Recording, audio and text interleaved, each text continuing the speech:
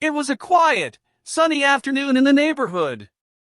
The birds were singing, kids were playing in the yards, and everything seemed normal. But for John, it was anything but normal.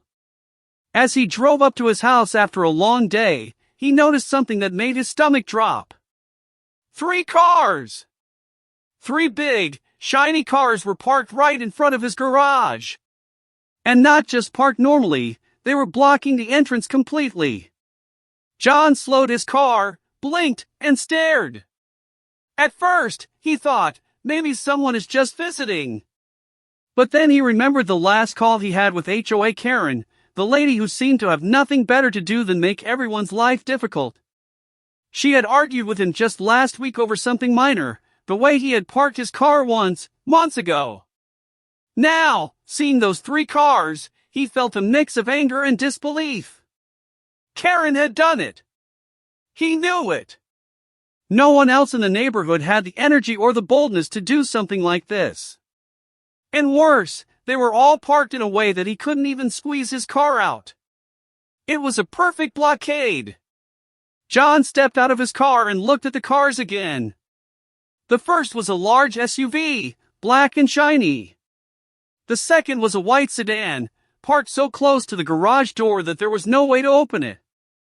The third was a small but wide hatchback, parked diagonally, like it was daring him to do something. Each car had that same aura, bold, intimidating, untouchable. And standing a little distance away, smiling smugly, was Karen herself.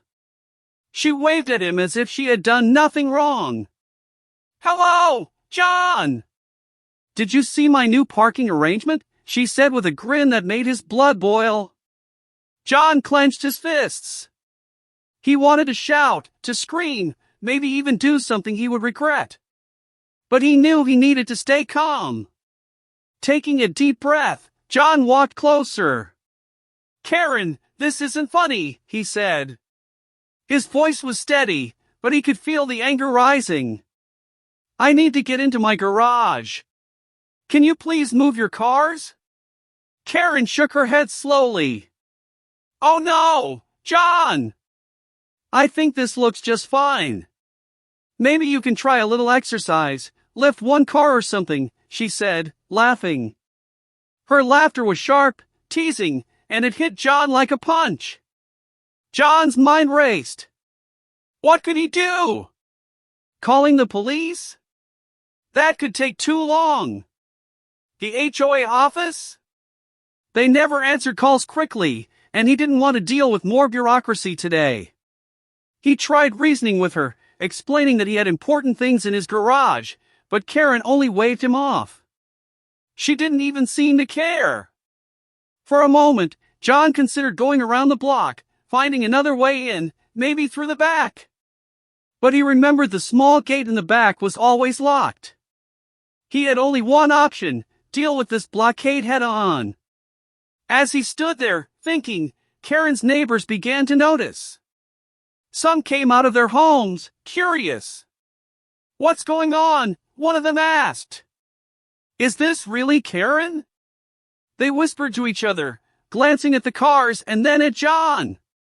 John could feel the weight of their eyes on him, and it made him even more determined. He couldn't let her win. Not in front of everyone. He took a step back and thought carefully. "I need a plan," he told himself.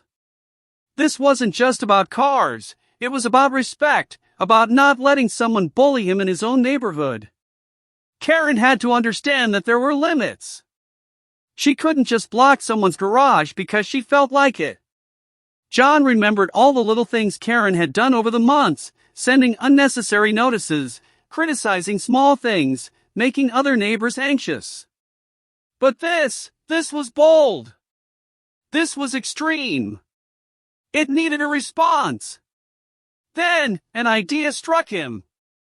It was simple but powerful. He could lock his garage. That way, he wouldn't confront her directly yet, but he would send a clear message: "I'm not going to be intimidated." It was risky, though. What if she called the cops? What if she escalated the situation?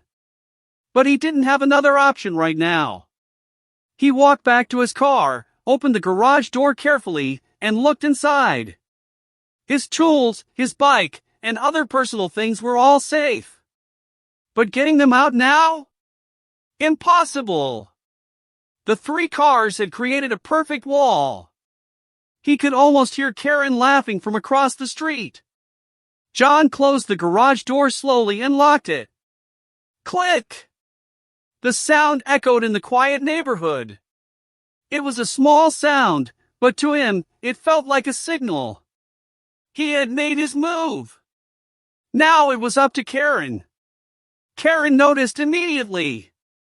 She narrowed her eyes, realizing that John wasn't going to back down. For a second, her smug expression faltered.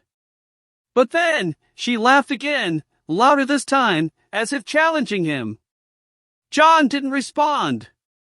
He stood there, silent, feeling a mix of fear and determination.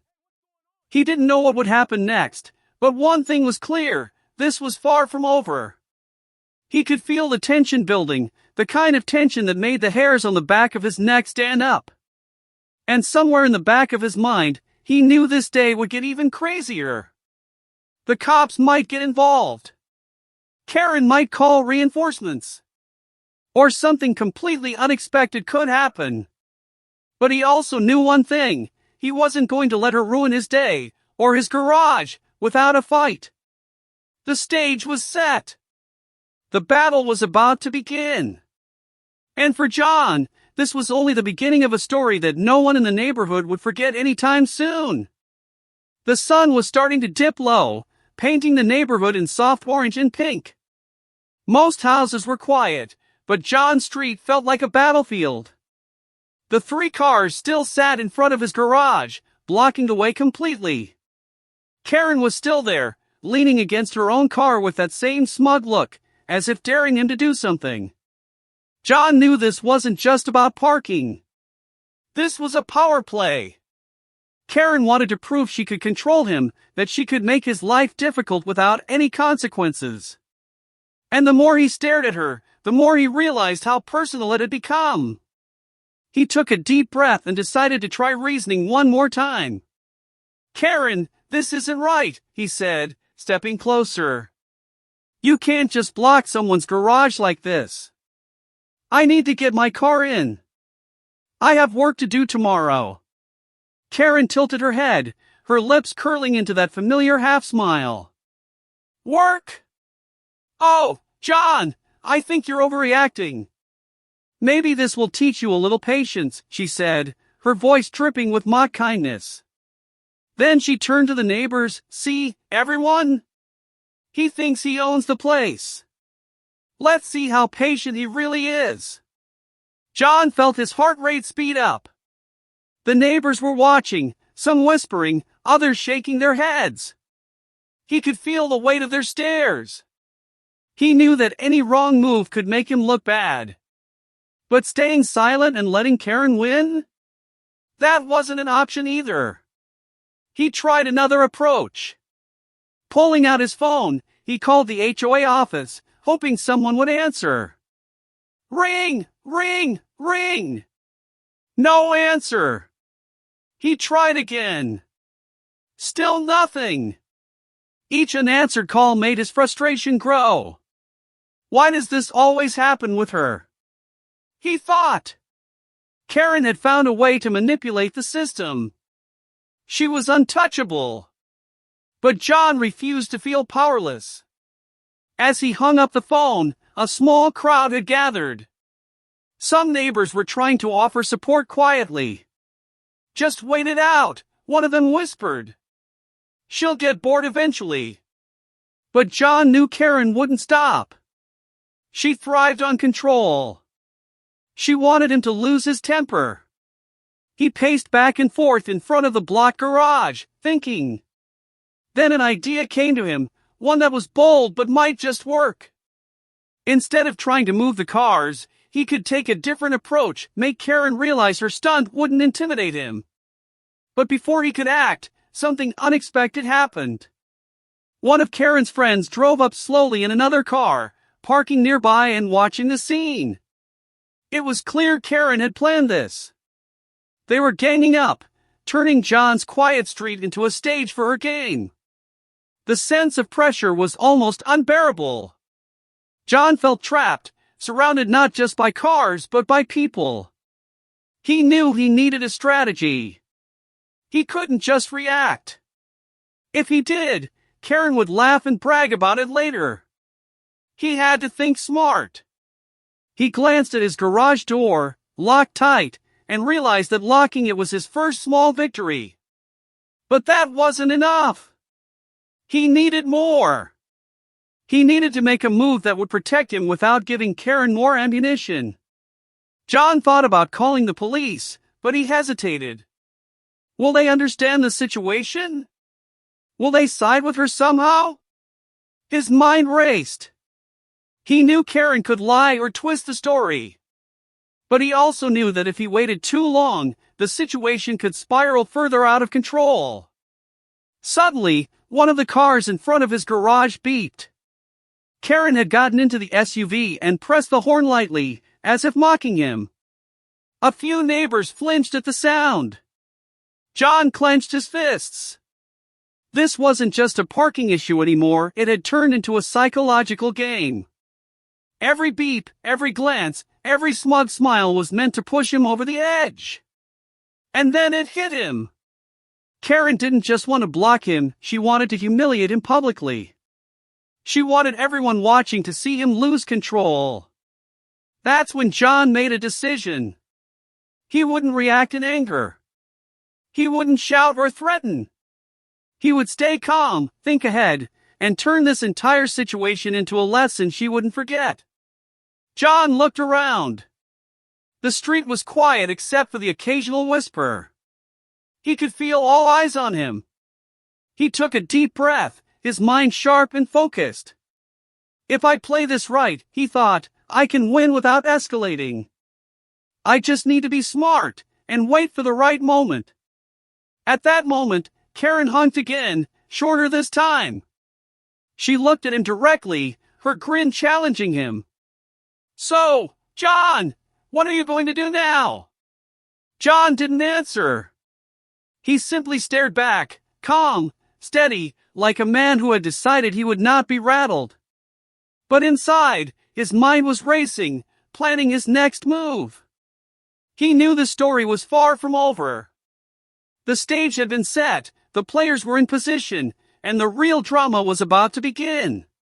Somewhere in the back of his mind, he knew this could escalate quickly. Karen wasn't someone who backed down. She was relentless, and she had the audacity to think she could outsmart him. But John was ready. He was patient, careful, and determined. And as the sun dipped lower, casting long shadows on the street, John realized one thing: this was more than a blocked garage. This was a test of patience, a challenge of will, and a story that would leave the neighborhood talking for weeks. The street was quiet now, but the tension in the air was thick. The three cars still blocked John's garage like silent sentinels, and Karen stood nearby, arms crossed, a smug smile on her face. She seemed almost certain that John had no way out. But he was already thinking 3 steps ahead. John walked slowly to his front yard, pretending to examine a small patch of grass, but in reality, he was planning his next move. He knew that reacting angrily would only play into Karen's hands. She thrived on conflict. No, he had to be smart. He had to make a move that was small but powerful, one that would shake her confidence without putting him at risk. He glanced at the neighbors watching from their windows.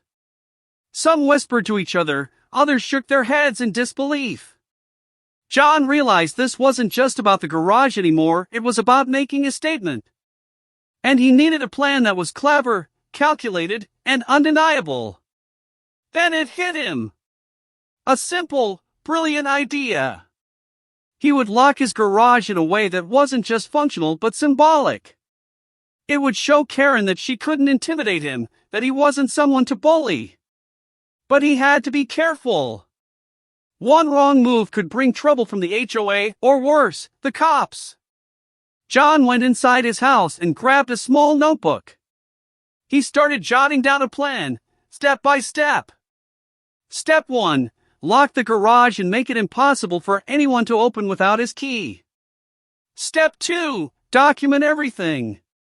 Photos, videos, timestamps, proof of Karen's actions. Step 3. Wait for the right moment to escalate. He didn't know yet whether that moment would involve the HOA, the cops, or something else, but he had to be ready. He set his camera on a small tripod, aiming it at the garage. Every car, every angle, every detail would be recorded. This wasn't just about protecting himself, it was about having the upper hand. Karen might think she had power, but now John was in control. Next, he focused on communication. He drafted a message to the HOA office, carefully describing the situation, attaching photos of the cars blocking his garage. He kept it factual, calm, and precise. No anger, no emotion, just facts. He knew that any hint of frustration could be twisted against him. As he prepared, John felt a strange mix of fear and excitement. This was risky, yes, but also empowering. For too long, Karen had dictated small rules, annoyed the neighbors, and made life difficult. Now, John was about to take a stand, but quietly, smartly, and with precision. He returned to the garage and locked it carefully, checking twice to make sure it was secure. Click! The sound echoed faintly in the street, but this time it felt different. It wasn't just a lock, it was a statement. He stepped back and smiled slightly. Karen noticed the movement and raised an eyebrow. She didn't understand yet, but she would soon. Now came the hardest part, waiting. Karen was unpredictable. She might call neighbors, yell, or even try to call the police herself. John knew patience was his best weapon. Every time she made a move, he would be ready, calm, and documented. Hours passed. The sun dipped lower, and the streetlights flickered on. Karen's confidence began to waver slightly. She paced, muttering to herself, clearly frustrated that John wasn't reacting. That small crack in her demeanor felt like a victory to him. John's plan wasn't about confrontation, it was about control. He knew he couldn't physically move the cars. But he could control the narrative, the proof, and the timing. He had turned what looked like a hopeless situation into a strategic advantage. And deep down, he felt a thrill. This wasn't just about a blocked garage anymore. This was a game of wits, and John was ready to play. He didn't need to shout, argue, or threaten. His patience, preparation, and careful strategy were the weapons that Karen couldn't touch. The street was quiet once more, the neighbors watched in curious silence, and Karen's grin was slowly fading. She didn't know it yet, but John had the upper hand. All that remained was for him to execute the next steps at the perfect moment, and when that moment came, Karen would realize that her little stunt had backfired spectacularly. John leaned against the fence, his mind sharp, his plan clear. The garage was locked, the evidence recorded, the HOA informed. All that was left was to wait. And sometimes, he thought with a small smile, waiting was the most powerful move of all. The sun had almost disappeared behind the houses, and shadows stretched across the street. The quiet neighborhood now felt heavy, tense, almost like it was holding its breath. John stood in front of his garage, calm on the outside, but inside, his mind was spinning. Karen wasn't just blocking his garage anymore, she was escalating the situation. It started subtly. The black SUV's headlights flicked on and off. Then the white sedan's horn beeped briefly, a sharp, taunting sound. Karen had parked with intention, but now she was adding small, annoying touches, trying to get a reaction from John. She wanted him to snap. Neighbors peeked through windows, some whispering, others shaking their heads. A few brave ones came closer, pretending to take a walk, clearly curious about the standoff. John noticed them but didn't react. He knew that any visible frustration would give Karen exactly what she wanted. Then things escalated further. Karen pulled out her phone and started taking pictures and videos of the scene, zooming in on John standing in front of his garage. She posted them online with a caption meant to shame him. Neighborhood troublemaker can't even get into his garage. Faced with tears of joy, John felt a flicker of irritation. He wanted to run over and knock the phone out of her hand, but he stopped himself. This was exactly what she wanted, a public reaction, a scene that would make him look bad. He took a deep breath and reminded himself of his plan, calm, clever, controlled. Then, something unexpected happened. Karen's friends arrived. 2 more cars pulled up, adding to the blockade, and now it wasn't just 3 cars, it was 5. They parked with precision, almost like a wall of metal, daring John to do anything. The street now felt claustrophobic. Even the neighbors' whispers turned into tense silence. John looked around. He realized the stakes had risen. Karen had turned this into a full-scale showdown, and it was clear she wasn't planning to back down.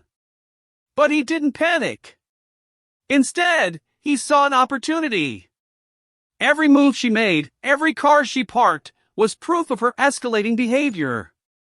He quickly pulled out his phone and started recording.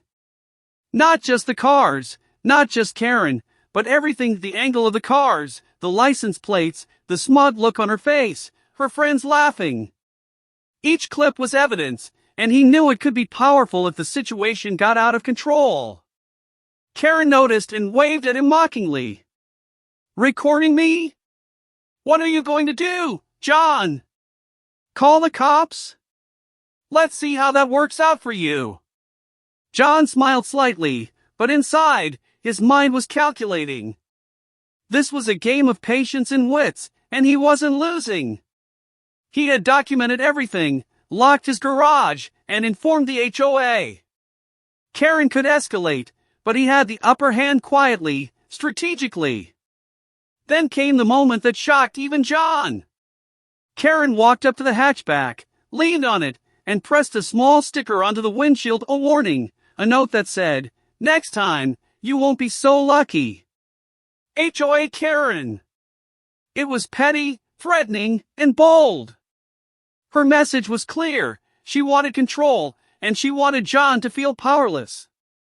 John picked up the note, read it carefully, and slipped it into his notebook. Every single action she took now was proof of harassment.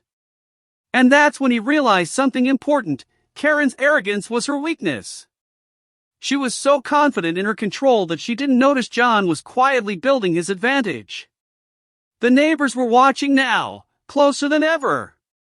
Some whispered to each other, "She's gone too far this time." John could feel their eyes on him, and he realized that his calm demeanor, the locked garage, and his silent observation were shifting the balance of power. Karen noticed the change too. Her grin faltered slightly. For the first time, she looked unsure. John could see it in her eyes, the realization that he wasn't going to react the way she expected. She had pushed too far, and the street, the neighborhood, and even her own friends were beginning to see that. The tension was almost unbearable. Every second felt longer. Every car, every glance, every small beep of the horn was a reminder that this situation could explode at any moment. But John stood firm. Calm, composed, and ready. As the sun disappeared completely, leaving the street in the soft glow of streetlights, John knew the next phase was coming. Karen had escalated, the blockade had grown, and the stakes were higher than ever. But he was ready. He had a plan, proof, and patience. And when the next move came, whether it was her, the HOA, or the cops, John would be ready to act. This wasn't just a blocked garage anymore. It was a battle of wills, and the night was far from over. The night had fully settled over the neighborhood. Streetlights flickered, casting long shadows across the quiet street. John stood near his locked garage, phone in hand, heart steady but mind alert. He had documented every car, every action, every smug smirk from Karen. He had stayed calm through the escalating blockade. But now, the next test was approaching, one that he couldn't fully control. A distant siren pierced the quiet. John froze for a moment, then exhaled slowly. It was the sound he had both feared and hoped for, the police. Within minutes, 2 patrol cars pulled up, lights flashing softly, and officers stepped out, hands on their belts, eyes scanning the scene. Karen immediately brightened, as if she had orchestrated this all along. Finally! The cops are here! He can't get away now, she exclaimed loudly, her friends laughing nearby. But John remained calm.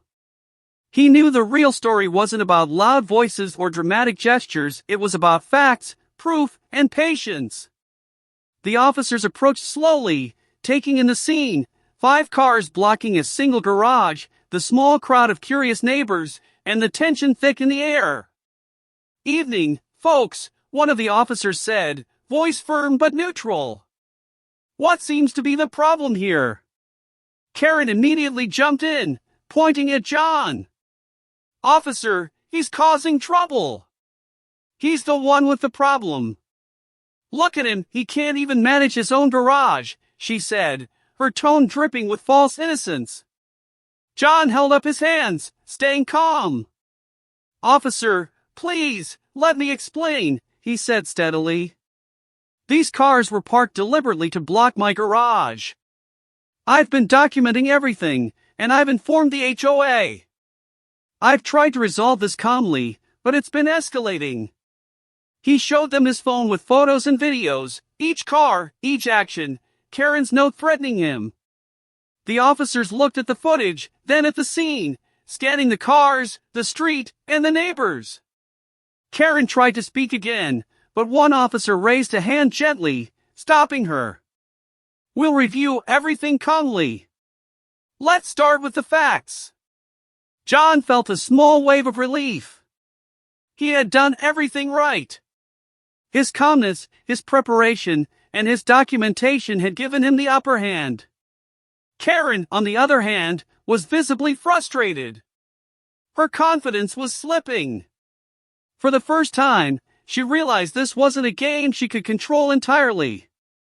The officer asked John to step aside while they spoke to Karen. She began to argue, but her voice had lost some of its previous strength. Her friends whispered among themselves, "Unsure now." John stayed back, silent, observing. Every movement, every gesture was proof of her escalating behavior. After a few tense minutes, the officers returned to John. "Sir, you followed the right steps," one said. "We've spoken with Karen. She's going to remove her vehicles. Please keep the garage locked until everything is cleared. You've been patient, and it's clear you've handled this properly." John nodded slowly, a quiet sense of victory washing over him. The officers left, leaving Karen glaring, her friends looking defeated, and the neighbors whispering in astonishment. The blockade was finally coming down. John walked back to his garage, checking the lock one last time. Click! Secure! He felt a mix of relief and triumph. Karen had tested him, tried to humiliate him, and push him into reacting impulsively, but he had stayed calm, clever, and prepared. In the end, justice had quietly prevailed. That night, as the street returned to its quiet calm, John realized something important. Sometimes, the best power wasn't loud confrontation, it was strategy, patience, and staying in control. Karen had escalated, but he had turned her aggression into her weakness. The stage had been set, the test had been passed, and the neighborhood would remember this story for weeks. But John knew one thing: he had emerged stronger, smarter, and ready for whatever challenge came next. The night air had grown cooler, and a quiet calm had settled over the street. The flashing lights of the police cars were gone, and the neighbors had slowly retreated to their homes. But for John, the tension wasn't fully gone yet. Karen's 3, now 5 cars still blocked his garage, but he knew change was coming. Minutes later, he watched carefully as Karen, her friends, and the remaining cars started to move. Slowly, deliberately, they drove away, one by one. Her smug expression had vanished, replaced with irritation and disbelief. For the first time, Karen realized that her stunts hadn't worked the way she thought. John stepped closer to the garage and carefully checked the lock. Click! Secure! The barrier she had built, her bold challenge, was gone, and yet he had maintained control every step of the way. He felt a wave of quiet triumph, not loud, not boastful, but deep, satisfying, and undeniable. He turned to glance at the neighbors who had been watching. Some nodded subtly, others smiled, acknowledging his patience and clever handling. They had all seen the standoff, the escalation, and the calm victory. John understood that this was bigger than a blocked garage. It was a lesson in composure, strategy, and quiet power. Karen, meanwhile, muttered under her breath, realizing she had overplayed her hand. Her arrogance had cost her credibility. No one in the neighborhood would take her stunts seriously after this. She had tried to intimidate John, to make him angry and reactive, but he had stayed calm, prepared, and clever.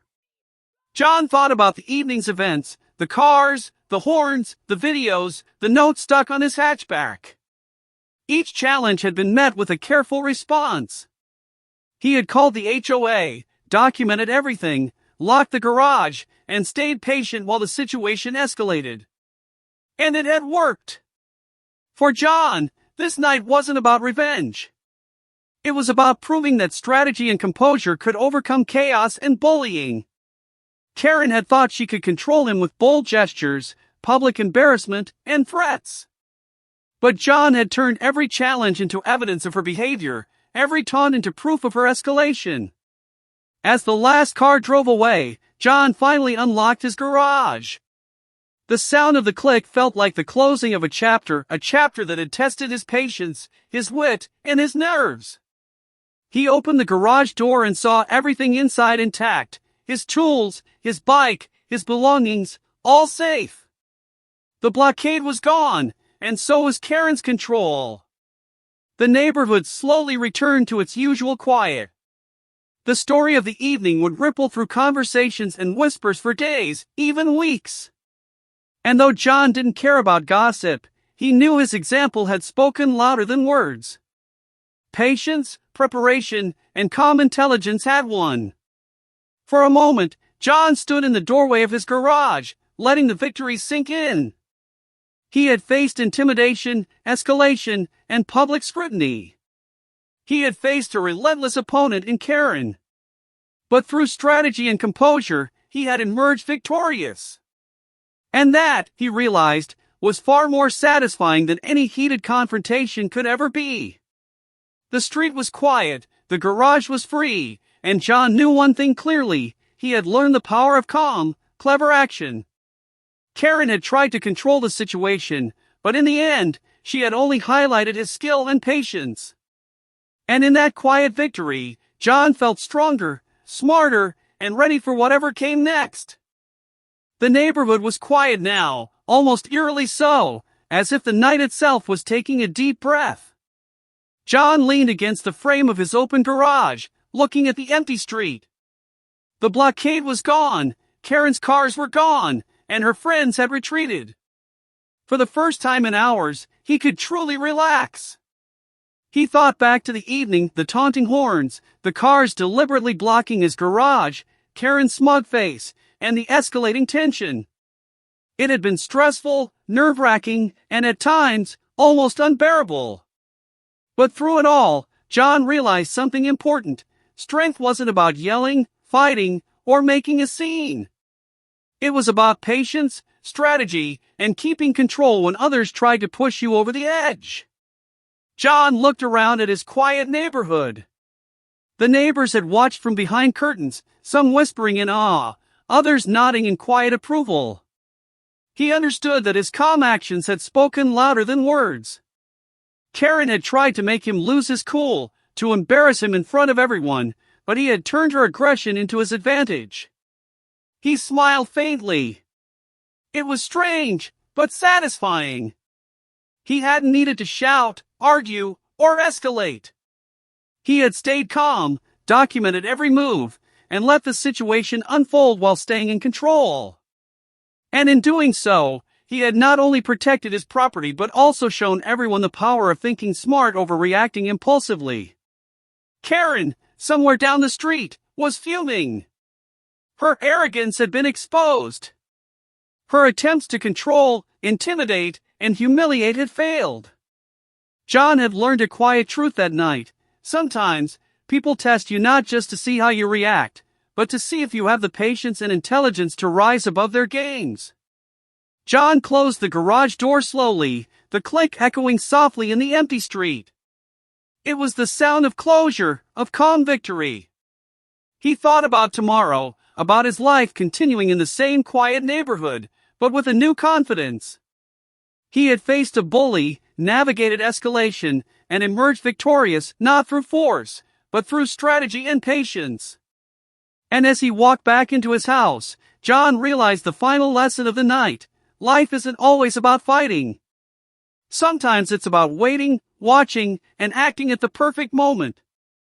Those who rush, yell, or act in anger often lose. Those who plan, stay calm, and think ahead often win. Before he turned the lights off, John glanced out the window one last time. The street was empty, the cars were gone, and the air was calm. But he knew deep down that this wasn't the end. There would always be challenges, bullies, or situations that test him. But he also knew he was ready, stronger, and smarter than before.